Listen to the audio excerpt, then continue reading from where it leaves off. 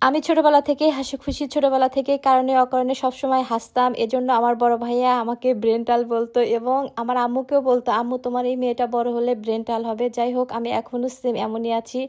আমি কারণে অকারণে সবসময় হাসি। ব্রেনটাল হইনি, ব্রেন মোটামুটি শার্প আছে। যাই হোক সকাল, সকাল লেগে পড়ছি কাজে।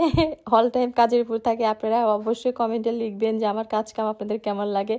অবশ্যই অনেকের ভালো লাগে। অনেক আপুরা আমাকে কমেন্ট করছে, "আপু তুমি এত ছোট, ছোট ব্লগ করো কেন? তুমি একটু বড় ব্লগ করবা, তোমার ব্লগ দেখতে আমাদের খুবই ভালো লাগে।" আমার সেসব লক্ষ্মী আপুদের জন্য একটু ট্রাই করতেছি একটু বড় ধরনের ব্লগ করার জন্য। যাই হোক এই যে ওভেনটা পরিষ্কার করলাম। অনেকে আবার জিজ্ঞাসা করবা, আপু ওভেনটা কি?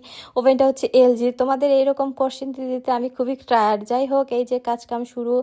আবার অনেকেই বলবা, আপু দাগ, হাতের দাগ। এই যে আমি উড়াধরা কাজ করি এই জন্য হাতে অজস্র দাগ। আসলে আমি ছোটবেলা থেকে এরকম খুবই ফাস্ট কাজ করি। এই যে কথা, এটাও কিন্তু ফাস্টলি বলি। যাই হোক আজকে রান্না করা হচ্ছে গরুর মাংস। গরুর মাংস ফ্যামিলি সবারই মোটামুটি পছন্দ। গরুর মাংসটার কালার কিন্তু সেই হয়েছে, মানে একদম খেতে খুবই মজা হবে বোঝাই যাচ্ছে। এদিকে মাংস রান্না হচ্ছে, এইদিকে কাজকাম চলছে। কাজকাম তো করতেই হবে, যেহেতু মেয়ে মানুষ আমরা, আমাদের ঘরের কাজ করতে হবে। এক পাশে রান্না চলছে আর এক পাশে ক্লিন করতেছি। অনেকে আছে যেমন আমার বড় আপু, আমার বড় আপু কোনো কিছু রান্না করলে একদম চুলার পাশে ঠাই হয়ে দাঁড়ায় থাকবে, কোনো দিক যাবে না, একটু পর পর নাড়াচাড়ি করবে, টেস্ট করবে। আমি কিন্তু এরকম না।